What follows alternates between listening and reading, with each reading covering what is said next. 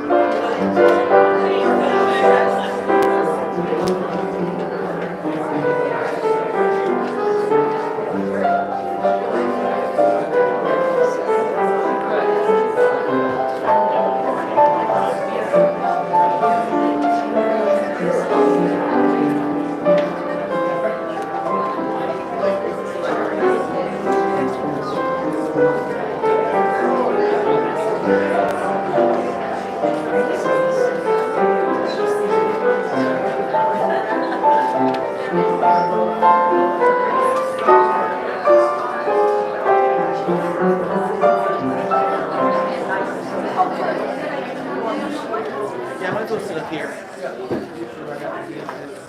Okay.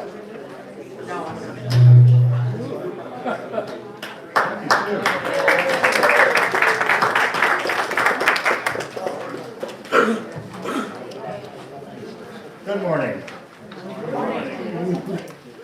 My name is Susan Hurley, and I'm a member of the Board of Trustees. I'd like to welcome you to the Universalist. Welcome to our church. Great to have you all here. Please power down your cell phones if you haven't already. I got a new iPhone. And last week I powered it off and it made noise anyway during the service. So I don't know why, but make sure yours doesn't. Last week we kicked off the pledge drive for our stewardship campaign to finance the workings of this church for the 25-26 season. This was a pretty rough year for us here. We had weeks and weeks of no plate, no offering, lots of interruptions, a lot of costs. So next year will be challenging, so please get your pledge cards filled out. They're all over the place. I'm sure you can find one. Fill it out and put it in the offering plate, or you can put it in the back there on the credenza. Today is Potluck Sunday. No, it's not. No, we can't fill it. If you did bring food, you can bring it in at the beginning of Michael's sermon, and we'll pass it and enjoy that while Fishes and bows. What's that? Fishes and bows. Yeah, there you go. I heard that. I heard that say that. I thought you were walking out just at the No, I'm discussing. Any information you may need about our church, or you're interested in finding out more about us, you can go to the website. That will lead you in all different directions where you can see what we're all about. We're all about these words up here, and we're all about love here. So thank you for being here. It's our custom to welcome visitors here who are here for the first time or second time, or haven't been here for a while, or if you just want to say hello again. So if you would stand and tell us your name and where you're from, that'd be great. Start on this side. visitors. My name is Rudy. Hey, Rudy. Hello, Rudy. Laura. Anybody else on this side of the room? You can go. Harris. Eric, hi, Eric. How you doing? Where are you from? I was a member of UUCOB in Cape Cod. Oh, cool. Been living in a condo in Weaverville, built a house in Burnsville, went to the Unitarian Church in Asheville, and now I'm trying this one. Okay. Welcome. We're the best. Hope you have There is a pledge kickoff party today at the Monte Vista Hotel. Okay. Forget about the party.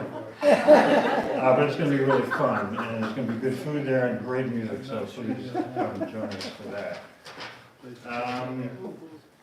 One other announcement. I wanted to thank everyone again who came to the movie night where there wasn't a movie.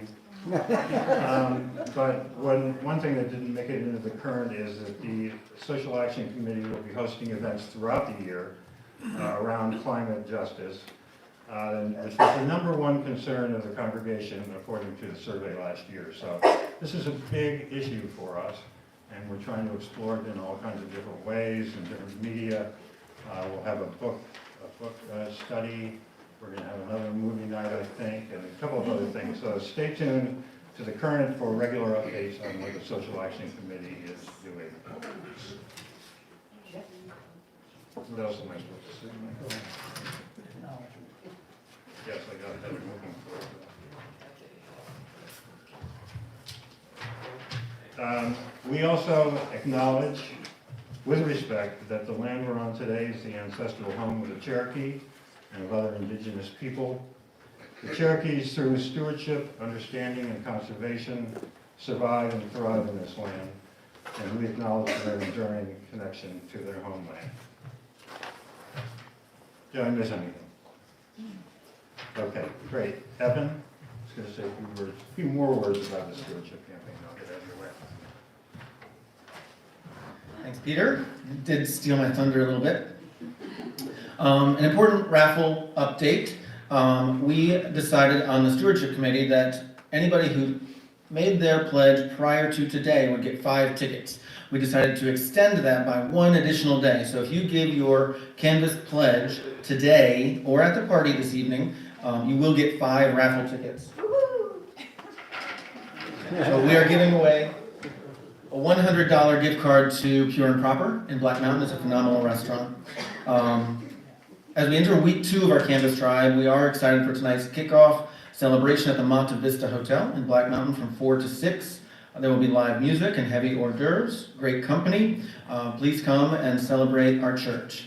The drive supports the vital work that our church does, from community outreach programs that uplift our neighbors to the social justice initiatives that affirm our shared values, as Michael powerfully reminded us in last week's sermon. We are thrilled that we have already over 30 commitments to our pledge. So phenomenal kickoff, and I think that the carrot is working. The goal of trying to have carrot versus stick is kind of a struggle, but we're glad that 30 people, and if you want to raise your hand with your raffle tickets that you received today, we had quite a few people who got their raffle tickets today. Fantastic. Excited about that. And this is again for our 25-26 fiscal year. So this commitment is from July of 25 to June of 26. So this is the commitment we're trying to make sure that our church stays on strong foundation. So thanks everyone. I'm looking forward to seeing you tonight. And now I'm going to introduce Walt, who will talk for just a minute about why he is giving to this current pledge campaign. Good morning. Good morning. I'm Walt Milne. I moved up here 2 years ago from Florida and became a member pretty much right away. Found a home here. I guess for me it's a place to come in from the noise and the haste of the world and find a refuge of peace here and be reminded every week of what's really important in our lives. There's an old saying that love is a doorway where you come in and leave selfishness behind, and on the other side of the doorway is service. And I think there's a lot of folks here that are examples of that. You take our choir, for instance, that practices all month long to come here to share their joy with us and to their joy in music and make it our joy as well. And there's so many folks that serve on different committees that spend their time and energy to make this a better place. I have to give a shout out to my B&G group, Building and Grounds, who mow the grass every summer and rake the leaves in the fall and plant plants in the spring. And, you know, there's just a whole bunch of people here that understand what service is and give of themselves to make this a better place. And for me, I'm glad to be here and be a part of that and to give my time and my energy to this place as well. And so that's what it means to me to be a member here. Thank you very much.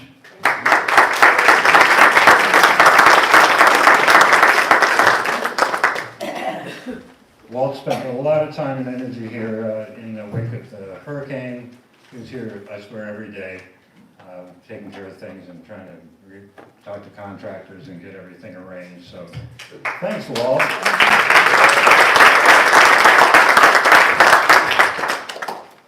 Now I think we're ready to begin the service.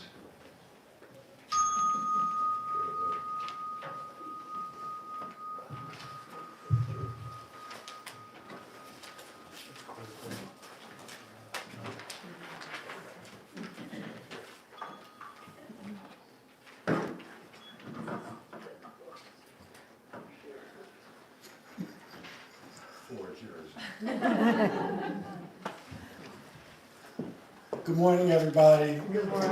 It's good to see you on a beautiful, beautiful day. Hope to see you at Monte Vista. I'm sure you'll be there. Opening words, yes. These are from the late Unitarian Universalist minister Forrest Church. Each of us, of course, must assume the responsibility for our own awakening. Others may be responsible for our being born, but what we make of our lives, how deeply and intensely we live, is our responsibility, and ours alone. Having accepted life as a gift for ourselves, we are then charged to revere the presence of the same gift in others. Thank you, Diane.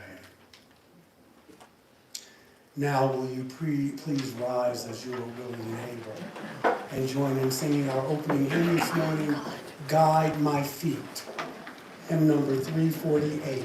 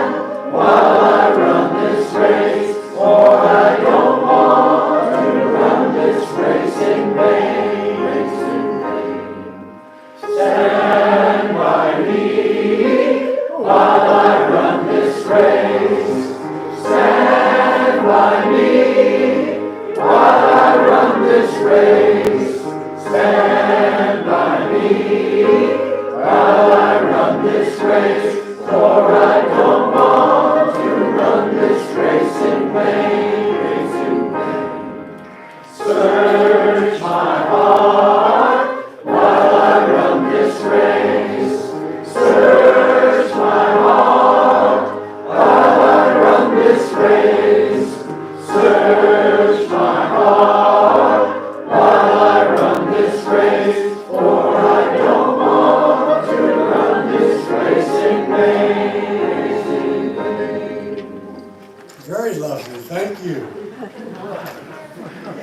instead of the responsive reading this morning, I just want to read you some quotes from Brother Malcolm and Martin. It's easy to forget. So, just let them sink in.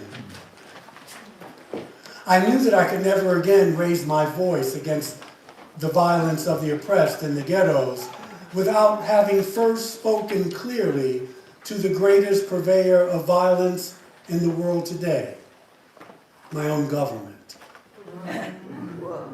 There is a magnificent new militancy within the Negro community all across the nation, and I welcome this as a marvelous development. The Negro of America is saying he's determined to be free, and he is militant enough to stand up. It is a disgrace for Negro leaders not to be able to submerge our minor differences in order to seek a common solution to a common problem posed by a common enemy. Don't let anybody frighten you. We are not afraid of what we are doing. We, the disinherited of this land, we who have been oppressed so long, are tired of going through the long night of captivity. You can't separate peace from freedom because no one can be at peace unless they have their freedom. We can never get civil rights in America until our human rights are first restored. We will never be recognized as citizens until we are first recognized as humans. And I just want to say that this is from Malcolm, and this was probably this push to take the United States to the UN for violation of human rights. It's probably what got him killed, just as Martin's speech on why he was against the Vietnam War got him killed. It would be embarrassing for Malcolm to have brought the United States up on charges at the UN, which is what he was talking about doing. I believe in human beings, and that all human beings should be respected as such, regardless of their color. I am convinced that if we are able to get on the right side of the world revolution, we as a nation must undergo a radical revolution of values. I was having dinner with some very good friends of mine last night, and we were talking about, well, what can you do? And there are a lot of things you can do, but you have to first take care of yourself. But the thing is that we could get the candidate we wanted. But if we don't change the system, the candidate will not be able to do anything. So it's about a consciousness. And King talked about this. You can't just put old wine in new wineskins. If we have the same structure of government, people say, well, the government's not broken because it's made this way. And it is made this way. It's not broken. This is the way it's supposed to work for the privileged few. And so to get candidates that we want, it's not just about getting the candidate we want. It's about how do we restructure what we call government in America. Some American whites do want to help cure the rampant racism which is on the path to destroying this country. And finally, we can never be satisfied as long as the Negro is the victim of the unspeakable horrors of police brutality. So, with that in mind, we have a treat from our choir.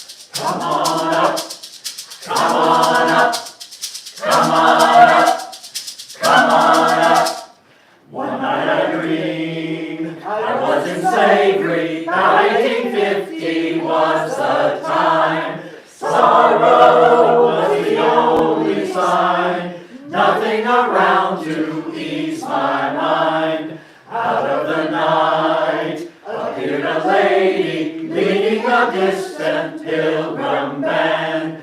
Firmly did this lady stand. She lifted me up and took my hand. Oh, singing, come on up, come on up, come on up to the church. Come on up, come on up, come on up, come on up to the church. Come on up. She said her name was Harriet Tubman, and she drove for the Underground Railroad. Come on up, come on up, come on up, come on up. Hundreds of miles we traveled onward, gathering slaves from town to town, seeking every lost and found, setting them free that once was bound. Somehow my heart was growing weaker, I fell by the wayside, sinking sand. Firmly did this lady stand. She lifted me up and took my hand. Come on up, come on up, come on up, come on up,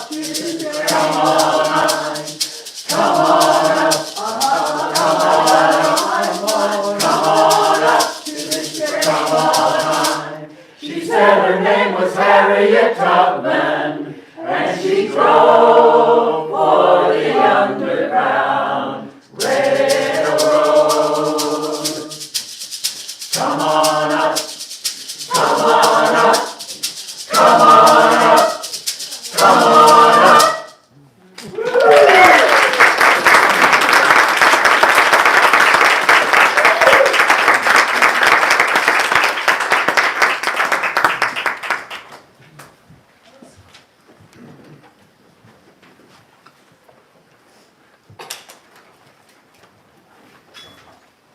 Can we show them some more love?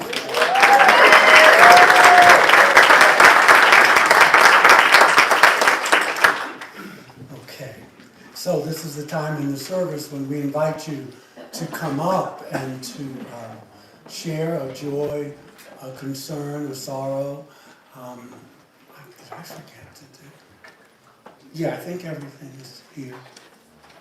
Yeah, the water's there, the fire's there, thank you. The stones, I forget, I put it in last week. So, 1 out of 4 is not bad. So anyway, please come up and share, the floor is yours.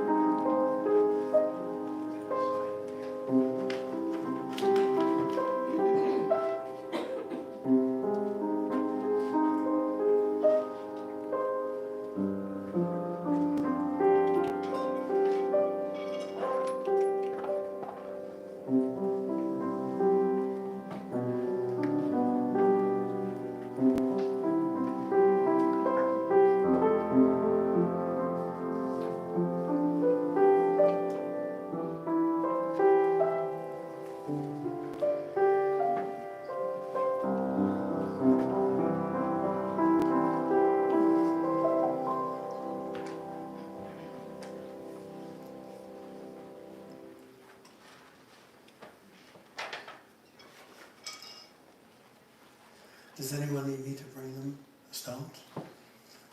Okay. So this beautiful red stone, it's like carnelian, is for those of you who, for whatever reason, decided not to come up. Just know that we keep you in our thoughts and prayers and in our hearts and minds. I want to share with you a brief meditation, and we'll have the time of quiet as we usually do, from the words of African-American intellectual W.E.B. Du Bois. And I want to say this morning, I felt good this morning. I was looking forward to this service. I have intentionally, the last few years, not done an African-American history sermon. I'm kind of over that. It's like it's part of American history, and it's also the shortest month of the year. And so, that's shortchanged on it. But I was, this reminds me with the music and my subject matter, how, it's nice to do. But it's just a regular Sunday to me. Now you can say, well, Michael, it's February. Don't be picky. I can do it next year, maybe next month. But I don't intentionally go, I'm going to pick out a Sunday for this. And I think you showing up means that you were looking forward to it as well. So having said that, I want to use this quote, this meditation. It's brief. We will have the time of quiet afterwards. W.E.B. Du Bois. Remember, O God, throughout the world, on this day, those who struggle for better government and freer institutions. Help us to realize that our brothers and sisters are not simply those of our own blood and nation, but far more are they those who think as we do and strive toward the same ideals. So tonight in Iran and China, in Russia and Turkey, in Africa and all of the Americas, let us bow with our brothers and sisters and pray as they pray for a world well governed, void of war and caste, and free to each asking soul. And now, while our minds are one for this brief moment, I leave you with the eloquence of silence.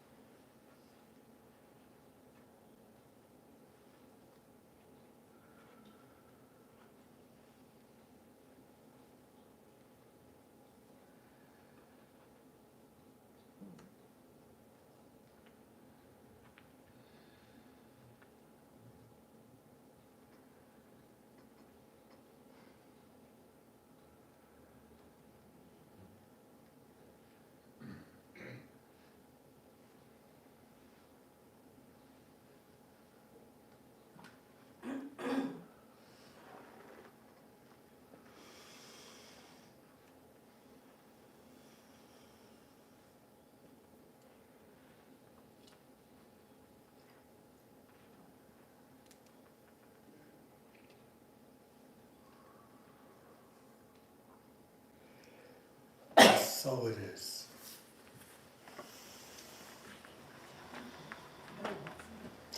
Yeah, I want to wait until after. This is my favorite hymn, the way the choir does it. And so I want to wait until afterwards before we have the offering. You with that? Sure. Thank you. Appreciate it. For you, Michael. I appreciate it. I really do. This is the tearjerker for me.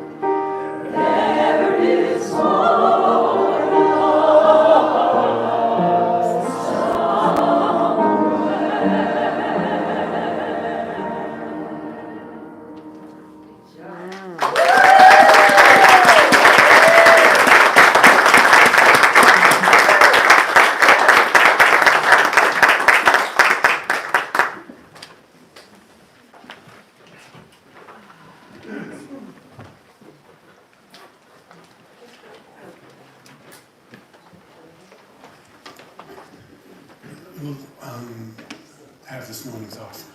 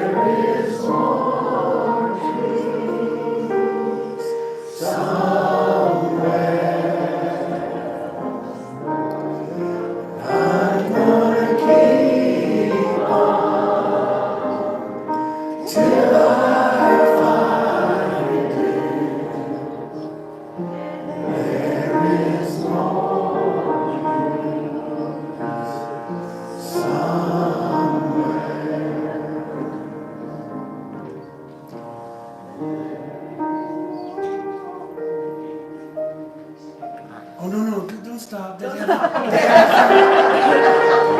finished yet.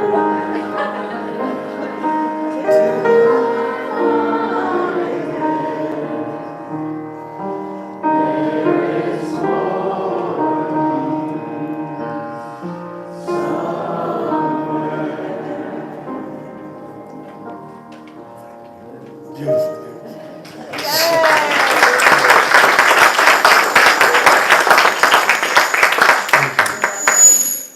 Yeah, it's a good one. Thank you for your generosity, God. Thank you. That's my favorite, boy, I tell you. And they had to do that at the cremation.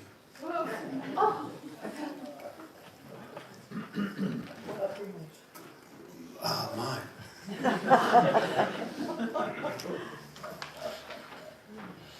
Okay.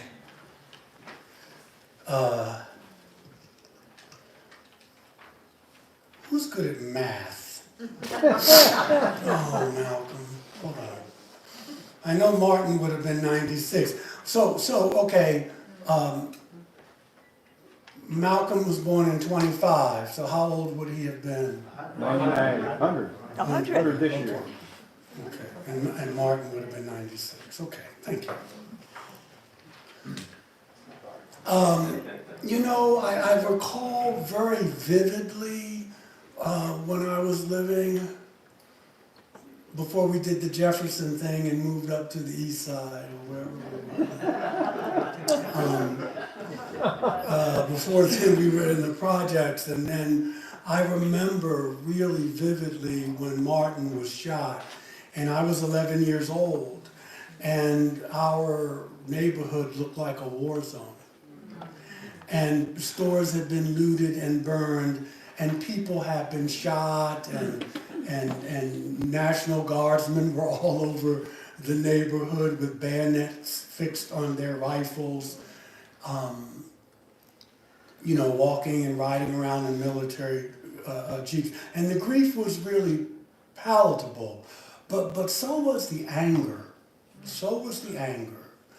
And my parents were very religious people. I was raised in the African-American Baptist tradition, which was always freer than it looked. I mean, it wasn't as free as it looked. I mean, it was hallelujah and the music and all that, but when that was over, baby, it was us versus them. You know, like most of evangelical or Christianity in America.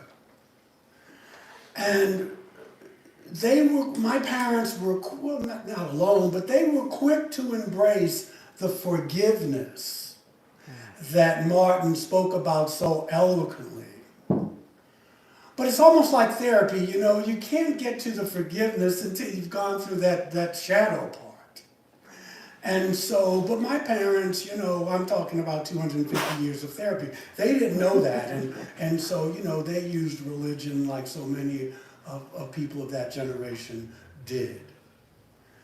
But I could not help but see how they wrestled with their anger, as well as trying to come to grips with this generation would now label as internalized oppression. You know, there was an old saying in the hood that, you know, the black cop would beat you up worse than the white cop because they had internalized that, and you know, we're different from you, you know, and so we as a people had kind of self-destructed after that assassination, and it was during Holy Week, you know, all the symbolism, you know, Martin was killed during Easter weekend, and so the question was spoken and unspoken. Are we really as bad as white folks think we are? And so that's the internalized oppression, when you're always judging yourself by the gaze of the dominant culture. Now, I've since learned to stop that. But everybody hasn't. And so, you know, it's always you're looking at yourself through the gaze of the dominant culture. In many ways, it seemed to me that we could not logically understand the anger that caused people to burn down their own neighborhoods. But they were angry. We were angry. And understanding is not the same as condoning. But the anger was there. And how could it not? Right? I mean, my parents, you know, they lived during American apartheid, and they were living in this wilderness that we call America, and they were only human. And now we all have witnessed firsthand where this bottled up anger could lead. And my parents said, and I knew it too, that Martin wasn't going to live to be 100, not with the things that he was saying. And so in some ways, after he was shot, there was a sense of what's the use? There was a resignation in their perspective as they felt that America could not really change. And Martin thought that too towards the end of his life when he said, are we integrating into a burning house?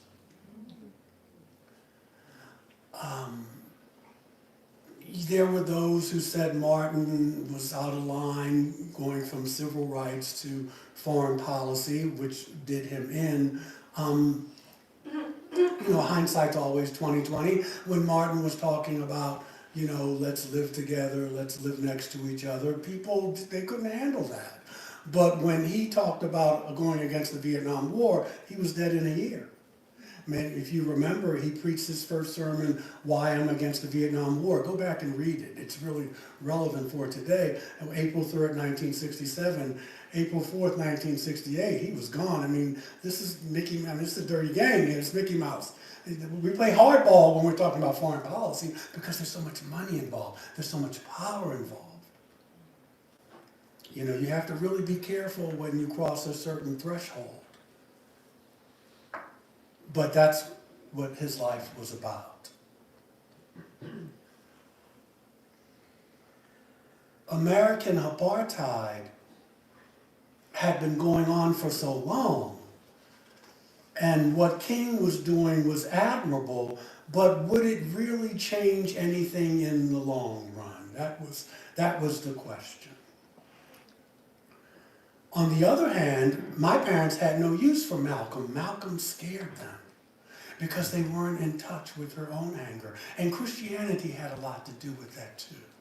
You got to hurry up and forgive, you got to. And there's some truth to that, not the hurry up part. But to many, brothers who were Panthers and in my neighborhood and brothers who were, really into the teachings of Elijah Muhammad and the nation, which were very powerful teachings, to many, Brother Minister Malcolm, because that's what we called him, was a thug.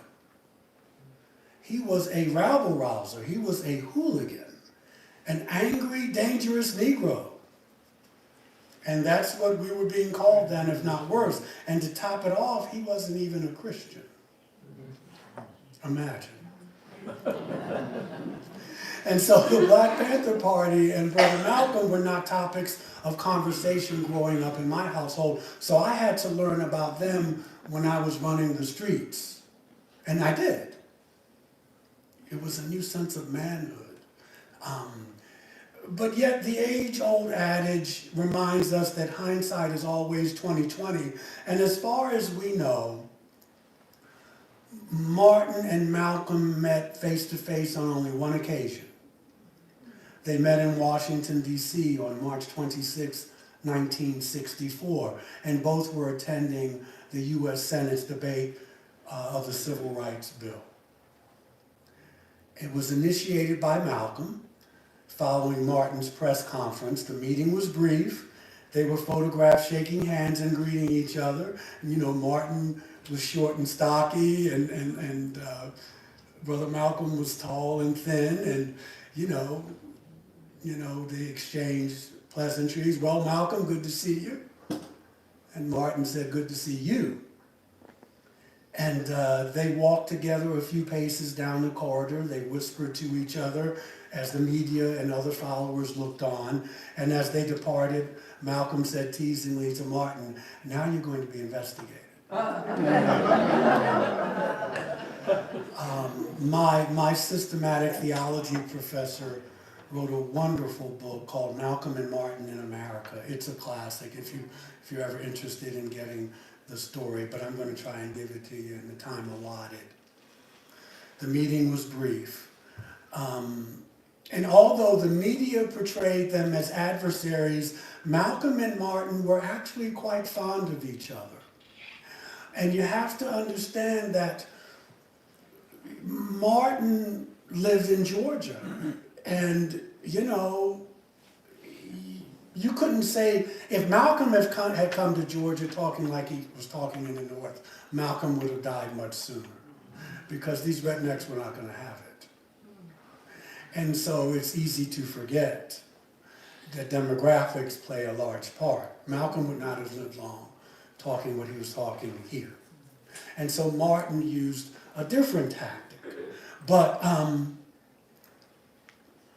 they were not enemies. There was no animosity between them because they saw each other as fighting for the same goal, the defeat of racism and freedom for African Americans and other people of color. He was the son of a Baptist minister from Georgia. His ministry and leadership challenged the very foundations of this society. His words and philosophy continue to this day to reverberate in the culture. He incited anger and admiration from both European and African Americans. The FBI had him under surveillance for years. He died at age 39, a victim of assassination with rumors of unindicted conspirators. He realized that he had not lived up to the best of what he could be all of the time. He knew all of us are flawed and we stand in need of prayer and forgiveness. He was a man of his times. And so he had much to learn regarding sexism and patriarchy. And at the time of his death, his strategy was moving from the streets to the ballot box. And the ballot box would be a strategy, a means of transformation and empowerment. And his faith was constantly evolving, and transformation was going on and maturing at the time of his death. And his maturing faith was centered on the possibilities of renewal, of transformation and redemption of self and society. Those of you who are students of history realize that I'm speaking of Malcolm. Malcolm Little, also known as Brother Minister, Malcolm X. His Orthodox Muslim name was Haj Malik el-Shabazz. But everything I just mentioned was also true of Martin. Martin was little. Martin was 5'8". Seemed bigger, but Martin was a little man. Loved his cigarettes and his vodka and orange juice. He was also the son of a Baptist minister from Georgia. The activism, the cultural impact, the death at age 39, the humility, the insensitivity to sexism, the transformation, and at his core, his religious faith was his bridge over troubled waters. So different faiths here, right? One Christian, one Muslim, but one goal, which was justice. Simply two sides of the same coin. Two sides of the same coin. Both were drum majors for justice. Both wished to live committed lives, and both sought radical change. What we need to do now, in 2025, calls for radical change. Radical change. A change of this and this. Like Jesus said, you can't pour old wine into new wineskins. It just doesn't work. It didn't work in Rome, and it doesn't work in this Rome. It will never work. Let's look back for a moment. Martin's sunrise was on January 15, 1929, and his sunset on April 24, 1968. And so from Montgomery to Memphis, he fought racism by means of a non-violent strategy, seeking to use the public institutions of government and education to change racists' attitudes and behaviors. And so the March on Washington, the Dream, the Nobel Peace Prize, the marches, the protests, the movement, a man of intense and profound faith. his sermons were somehow more than just powerful or oration. Some of his critics would say when Martin spoke, they would call him the Lord. The Lord is speaking. But it sounded like it sometimes. With that if you thought about it, that deep baritone. I mean, this brother, he could get a message over. And he had faith in the tough mind and the tender heart. Faith in being creatively maladjusted. You didn't want to be adjusted to what's going on then or now. But he had faith in America's goodness and in the Constitution of the United States. He had faith in being a transformed nonconformist. He also had faith in the power of love and of transformation. We know his personal life was not without flaws. His understanding of patriarchy and sexism left much to be desired, yet his accomplishments are worthy of his honor. And so there is the danger of romanticizing King, just like there was the danger of romanticizing Obama.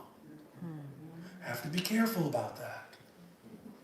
You have to be very careful about that. These were human beings, limited human beings, flawed human beings. Many politicians seek to enmesh themselves in his vision, mostly around the holiday, without walking the talk. One cannot lead where one has not been. This is an anonymous quote. Now that he is gone, let us safely praise him, for he cannot challenge the image we have made for him. It is easier to build a monument than a movement. In the book of Genesis, chapter 37, verses 19 and 20, we find this verse talking about Joseph. Here comes the dreamer. Let us slay him and see what will become of his dream. King was a revolutionary, a prophet. He comforted the afflicted and he afflicted the comfortable. Love is a revolutionary idea. It still is today. It scares people, that kind of love. To be committed to this type of love, some would say, is folly and naive. To not be so committed, at least to my mind, given all that is at stake for our planet and this nation, is to me insanity. Spiritual teacher and former candidate for the U.S. presidency, Marianne Williamson, puts it this way. Some people believe it's naive to think we can make love the new bottom line. What I believe is naive thinking is that human civilization, as we know it, will survive another 200 years if we don't. King spoke of a more equitable distribution of wealth. He wanted us to go more towards democratic socialism. I have no problem with that. He believed that white America needed to recognize that justice for people of color cannot be achieved without a radical change in the structure of society.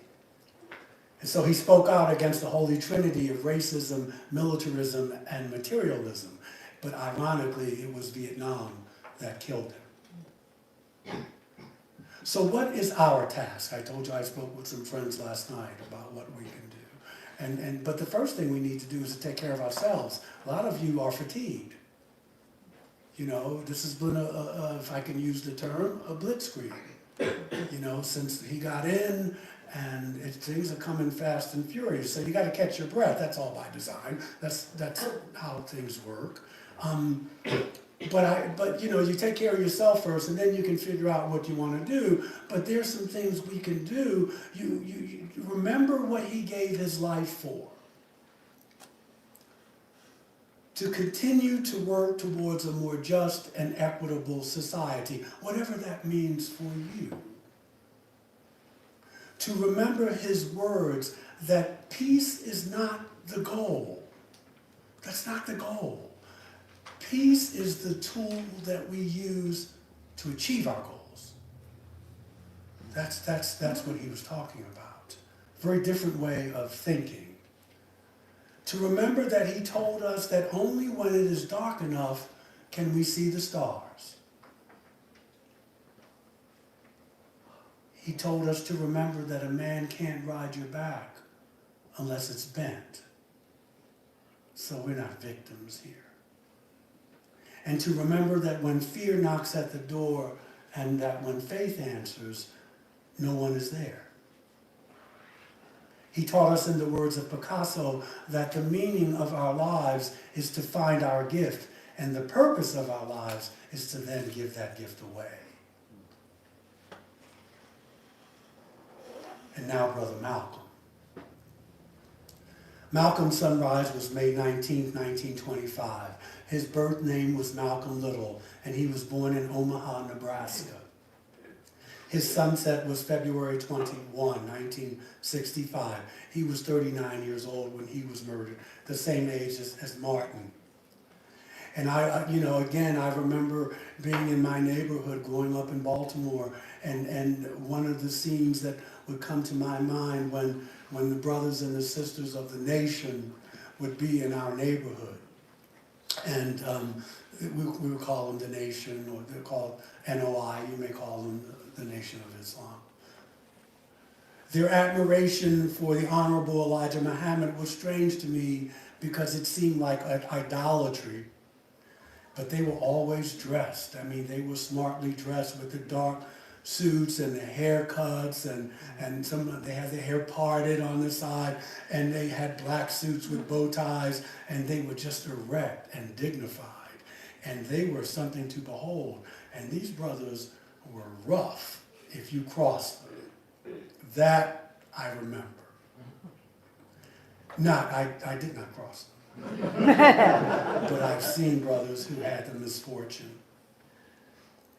And, after they got out of the hospital. And, they'd be on the street selling bean pies and the Nation's newspaper. I'm sure, the Final Call, I used to get it sometimes. I was afraid not to get it. You want the Nation? Yeah, man, I'll take two. Thank you.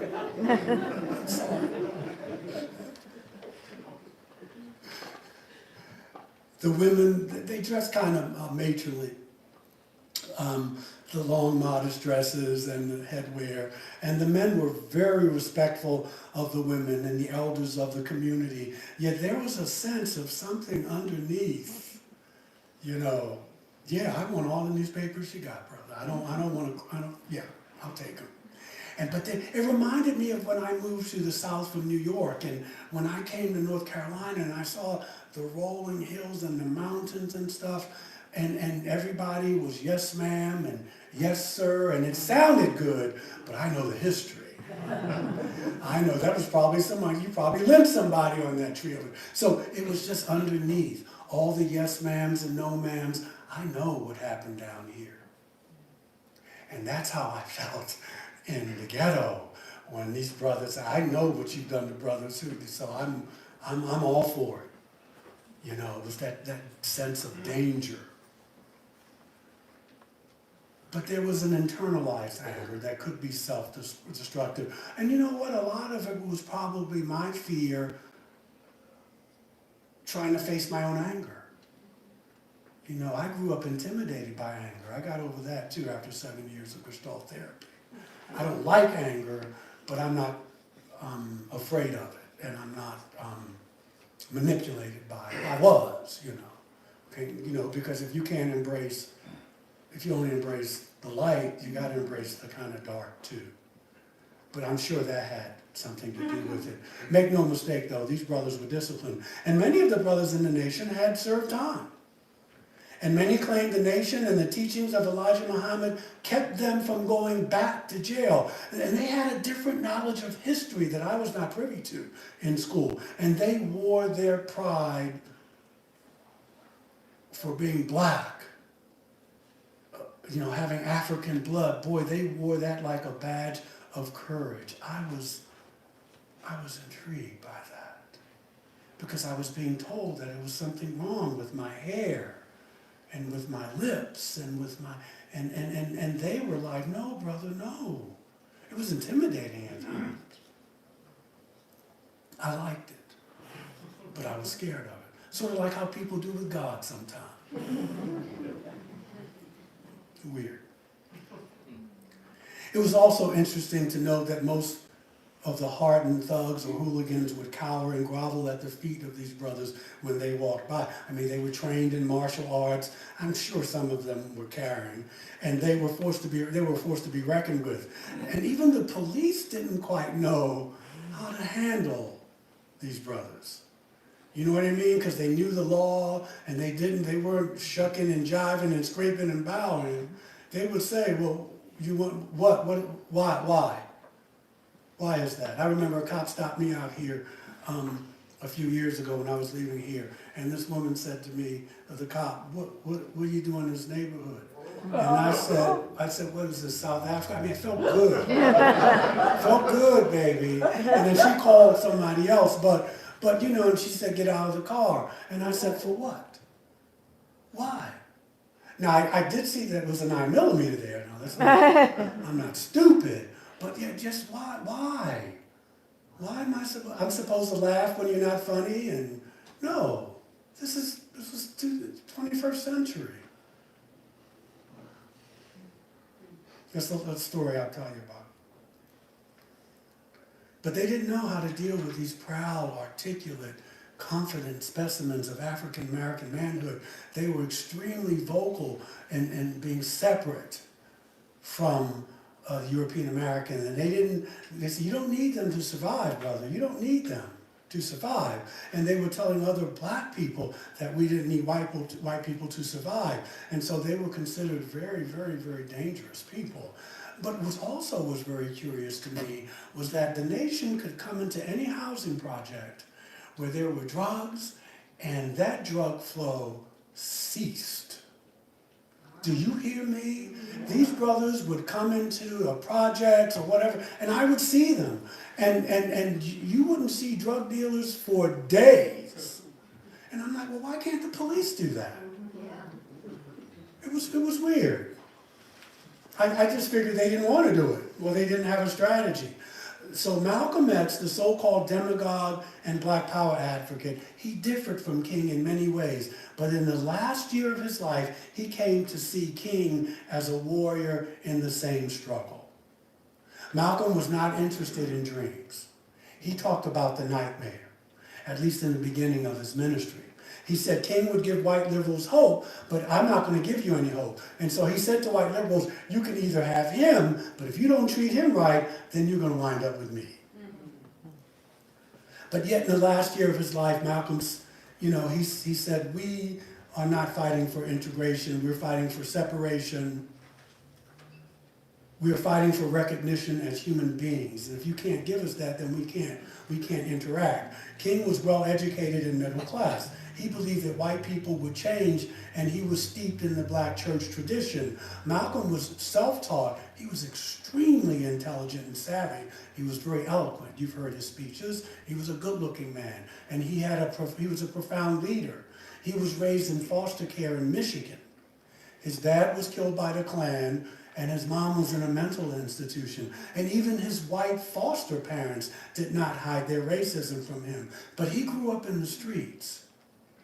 And his constituency was made up of poor northern urban folks. So it was a far cry from Martin's integrated dream. Many European Americans recalled, they just remember his anger and his rhetoric. But Malcolm dared to name the nightmare of day-to-day racism, not the dream. He spoke of black power, he spoke of black self-determination, and the responsibility of simply doing the right thing. And he understood from the beginning that racism was prejudice plus power. See, he knew that at the beginning. I didn't learn that until I became a Unitarian minister. Now, a lot of folks didn't like that because what it says is that black people or people of color can't be racist. Why? Because we don't have the power. In America, we're talking. It's not about if we had the power, what would we do? But racism being prejudice plus power, it's not just I'm biased, I don't like black people. It's about the structures. It's about your police department. It's about your government. So you see the difference? I'm not asking you to agree with it. I'm just saying, he had that foresight back in the 60s. We didn't start talking about it in our denomination until well into the late 80s. And so we forget, and he talked about the misuses of that power. I can't keep you from moving into a neighborhood, but I can be kept from moving in. That's power. And that's what racism is. I don't like you, and I have the power to make your life miserable. It's one thing if I just don't like you, but I can keep you out. That's the power dynamic. And we have to not kid ourselves. We're talking about power here. Power. You gotta learn how power works as we go forward. If you don't, it's going to be a long 4 years. We forget of his journey into Orthodox Islam, talking about Malcolm. And he learned that all white people were not devils, and that not all white people were incurable racists. He didn't learn that until the end of his life, but he did learn it. Some people never learn that. And he states in his autobiography, I'm for truth no matter who tells it.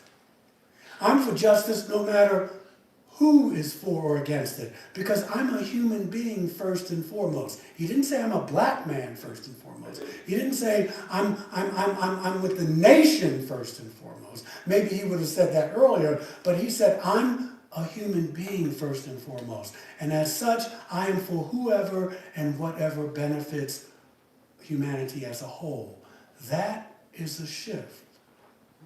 And then his mission was over. His mission was over after that. Many scholars now see that Malcolm came to see his role as one that will complement King. I don't want to minimize their differences in strategies, African-American nationalism versus integration. My professor says this, it's important, my ex-professor, James Cohn, he's crossed over since, but it's important to emphasize that Martin and Malcolm, despite the excessive adoration their followers bestow upon them, they were not messiahs.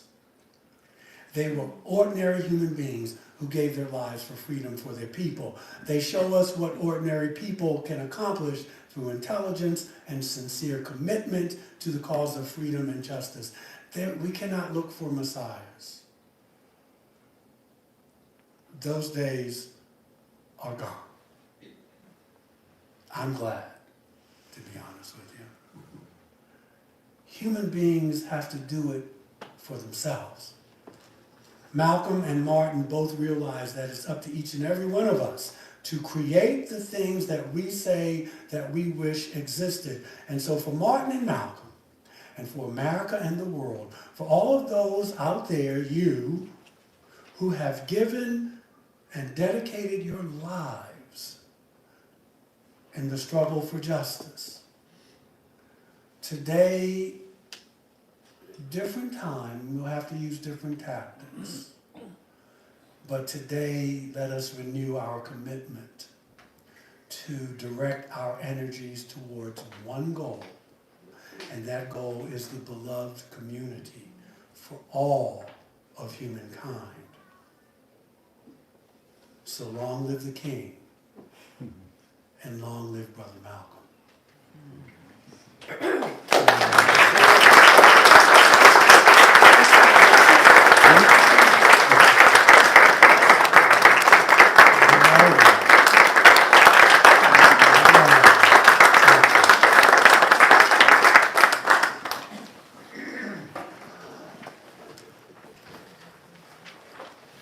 Our closing hymn is the African-American National Anthem. Don't tell Fox News, they get mad, baby. They say it's only one. So there can only be one. Please rise as you are willing and able, and join in singing. Lift every voice and sing.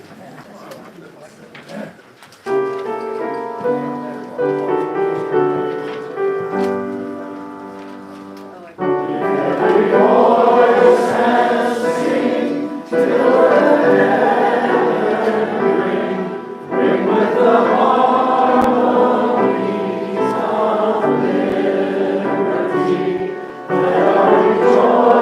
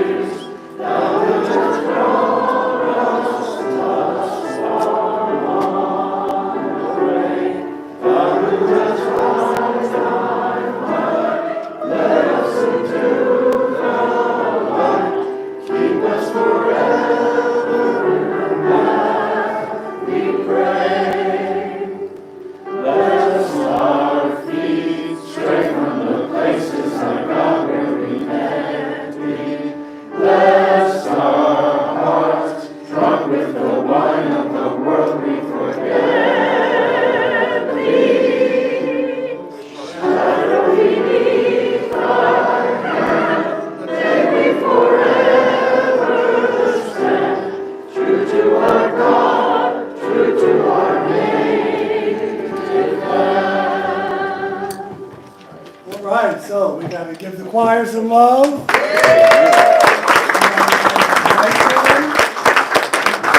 To myself. We'll see you at 4 o'clock if you can be there. You know, it's only 4 to 6. Early bird special. So, closing words by Universalist Minister Hosea Ballou. If we agree in love, there's no disagreement that can do us any harm. But if we do not, there's no agreement that will do us any good. See you at 4 o'clock.